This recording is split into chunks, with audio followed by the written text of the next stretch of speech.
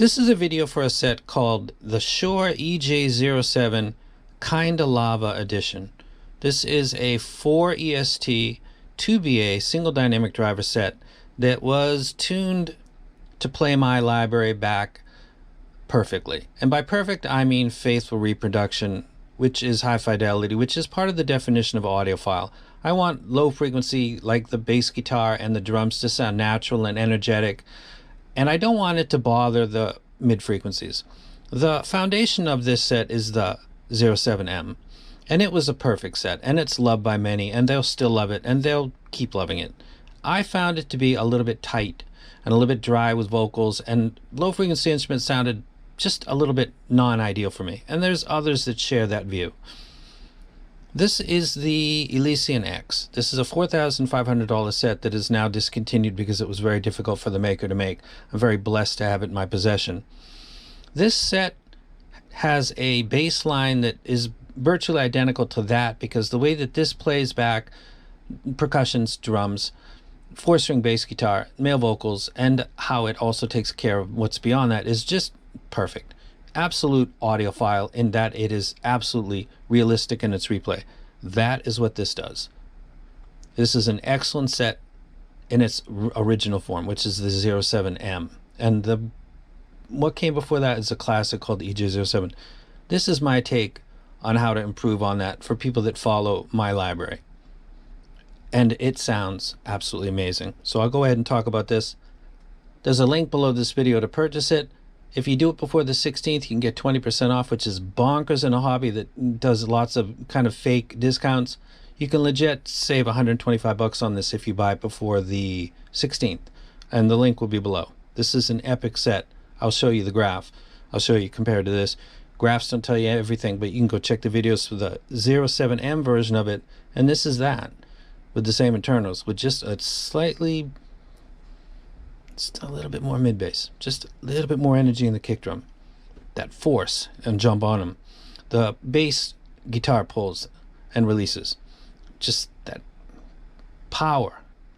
Male vocals with just a little meat, just a little, not dry, just perfect. Okay, that's the box for the EJ07M. It looks just like the 07M, except it's got the red cap on it.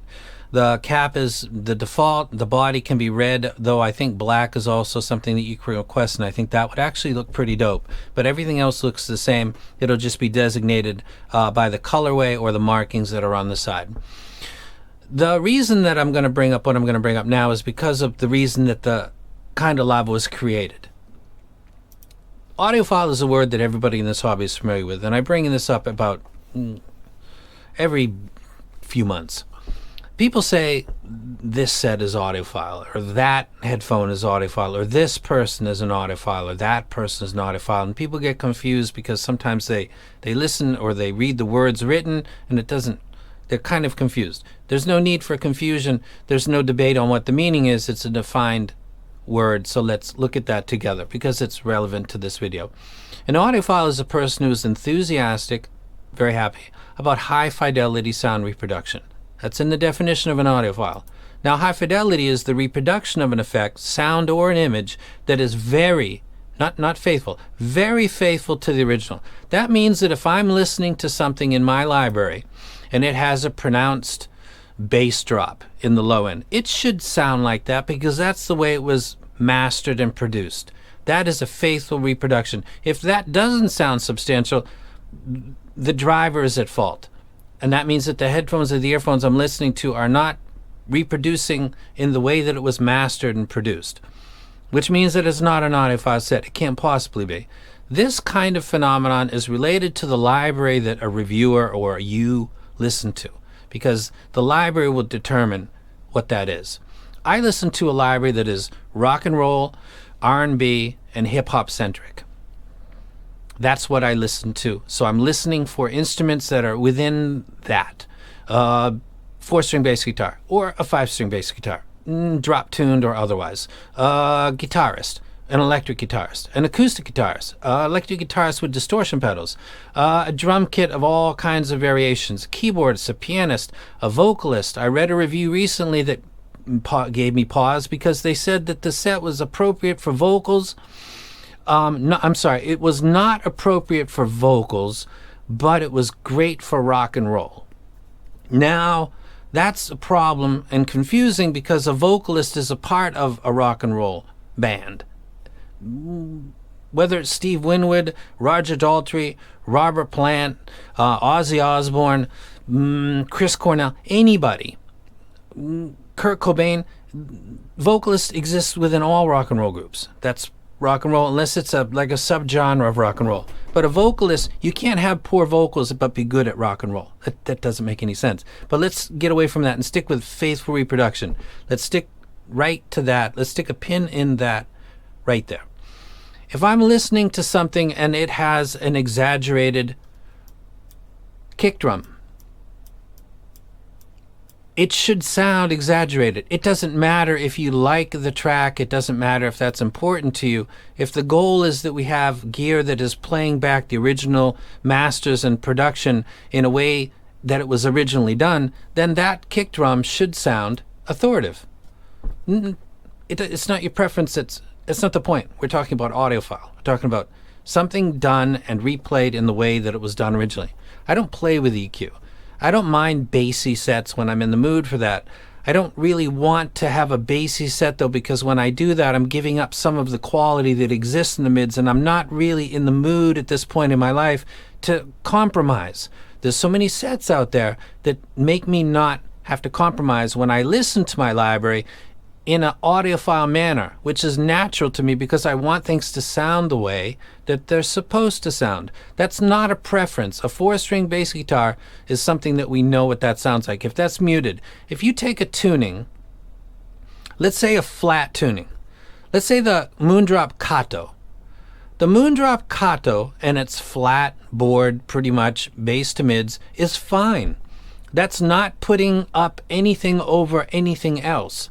There's no exaggerated expression of the drums or the bass guitar over the vocalist. That is an audiophile set. That is accurate. That's pretty flat. That's fine. A bump is fine. A bump that is similar to the tuning that started with the Monarch is a different story. And that's why the Lava came about. This is the Monarch, the variations, and the EJ07M, and you can see that they're all very similar. They're sub-bass dominant, and they come down, and they're pretty much all corrected before they get to 200 hertz. And lots of people love it.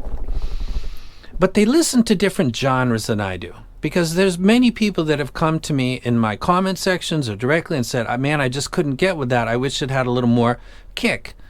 What do you mean, kick drums? And they're just like, no, I mean low frequency in general. Well, that's what I said in my review. It's the library. So these are 3 great sets, and they play some genres like a boss, and that's why they've sold thousands of sets. Moondrop is a huge company. They've got lots of customers. They're very happy. But I don't think they listen to a library that's like mine. I don't think they listen to Led Zeppelin. I don't think they listen to Lenny Kravitz. I don't think they listen to Massive Attack or Metallica or Marvin Gaye or Nirvana or Ozzy Osbourne or Pimp C or Paul Simon or Pink Floyd. I don't think that this is a main part of their library. And that's where the problem comes in, because somebody says, oh, this set's amazing, and then someone says, it's not really my thing. What's the difference? Is it their hearing? Is it preference? I think it's library. I think that's what it is. And when you ask somebody a question who's a reviewer, because they say something that doesn't make sense, like the person that says, it's not good with vocals, but it's good with rock and roll. I wanted to ask that person because he's a reviewer, but I didn't want to. There's no way to do that and not seem like a bad dude. So I just passed and skipped along it. But that doesn't make any sense. So I show my library in every video, and a tuning like this won't work for me. And one of these sets is the original 07M. Now, let's take some other sets that you might be familiar with. One of them would be the Unique Melody MEST Mark II. Now, look at these all. This tightness right here at 200 hertz is the problem. Now I'm going to put the Mark II, and you see that. That is a huge difference. That lift up from 150 to 400 or 350 gives full life to not two, but all four of the bass strings. And it gives the energy to the bass guitar, the kick drum. The male vocals sound more natural. They don't sound dry like a lot of people say. If that's what you like, that's fine. That's not faithful reproduction, because that's not what it sounds like when you're in the presence of a singer. They don't sound dry. You like that? That's fine. That's not audiophile. Audiophile is more gradual, non-abrupt cavities or spikes that stick out to your ear. A gradual decline is more natural. Now, that's the Mess Mark II. Another set is the Elysian X. It's almost identical. It does the same thing. A lot of people love this. Unfortunately, it's been discontinued, but it's an amazing set. And a set that is trying to emulate the glide of that set is this set that's right here. So let me highlight that one for you. And that's the green one, which is right there. That has the glide. It's also got an extension that goes all the way off to scale. Now let me take off the M stock. Let me take off the variations. Let me take off the Monarch. And let me take off the Mark II. And now we're left with two sets that have sub bass to mid tuning that is much more friendly to my library. It gives 4-string bass guitar the right replay. Not my preference. Audiophile, faithful reproduction. It sounds like an actual bass guitar with no compromise. The drums sound great with no compromise, and they're not interfering with the rest of the replay. Let me give you an example using a tantrum. This is the Hana, and a lot of people like this. Watch this, because it's the same line. I don't know a lot of people that said this isn't a good set. It's a single dynamic driver, but its tuning and tonality is fantastic. It's got sub bass over mid bass. It's not overly exaggerated. It comes into the mids, it corrects itself, and then it gets to the gain, and then it takes a nice gain ride. This is very similar to those sets. The difference between that set and this set, or the original M, or the variations, is that ESTs are different. This set has 4 ESTs in it, not 2, 4. There's something about ESTs when they're done well that's just ideal to me. It sounds like it's doing the upper harmonics, 2nd, 3rd, 4th, 5th, 6th order, in a way that is better than BAs without question, and better than dynamic drivers actually as well. I prefer it. All of my top personal sets are, besides the Sony IRZ1R, I believe they all have 4 ESTs. It's just become over 2 years like what I really go for.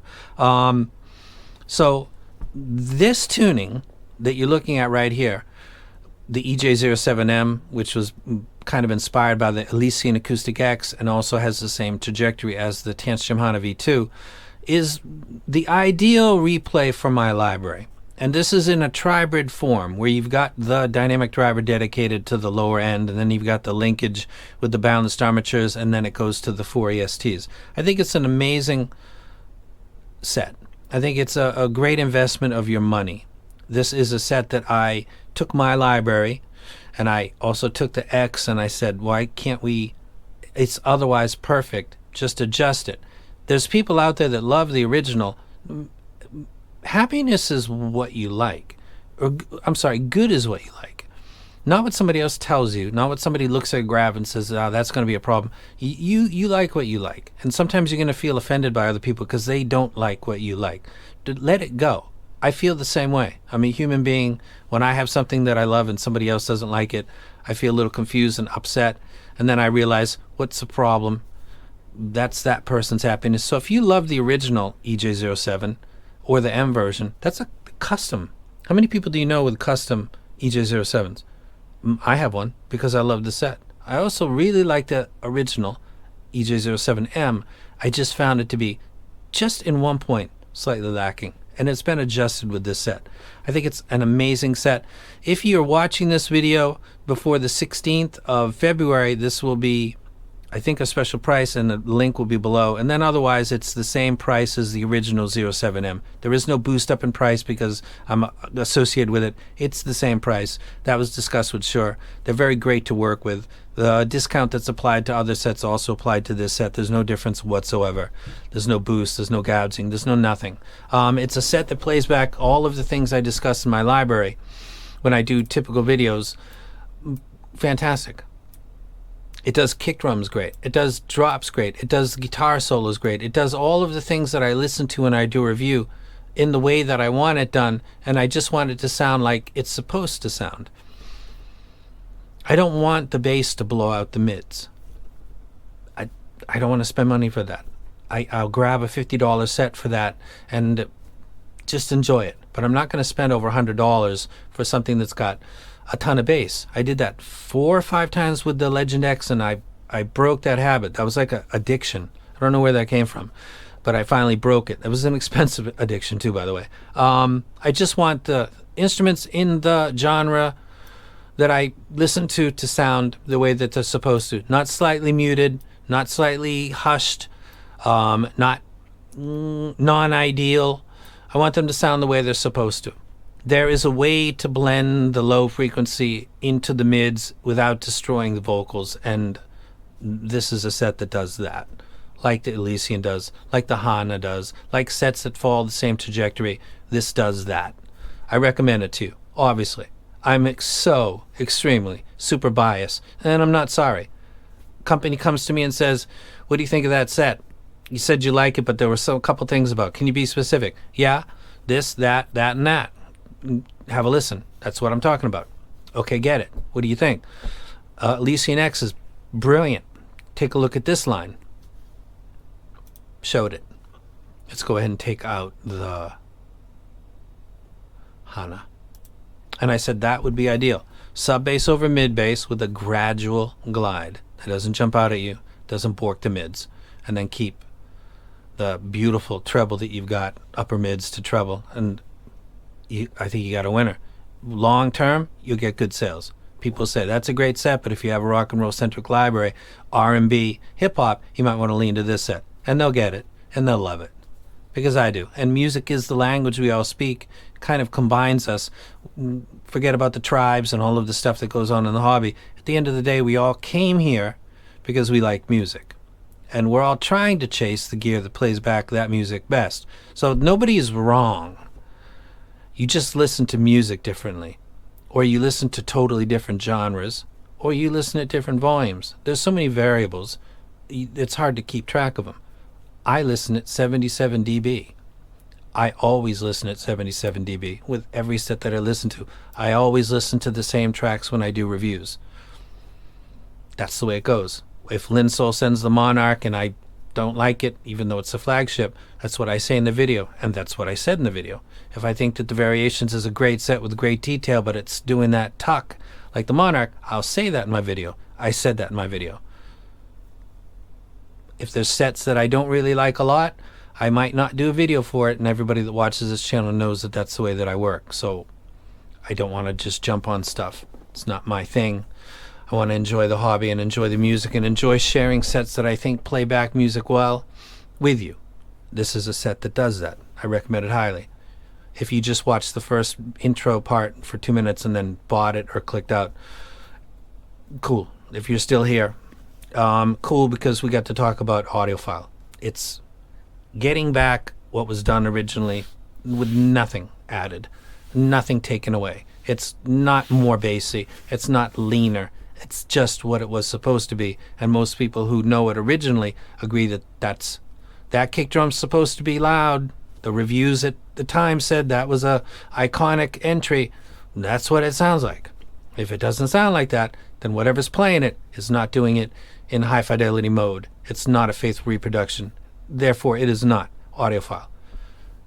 That is the EJ07M. It's an excellent set, and the Lava is just a little bit better. And I'm out.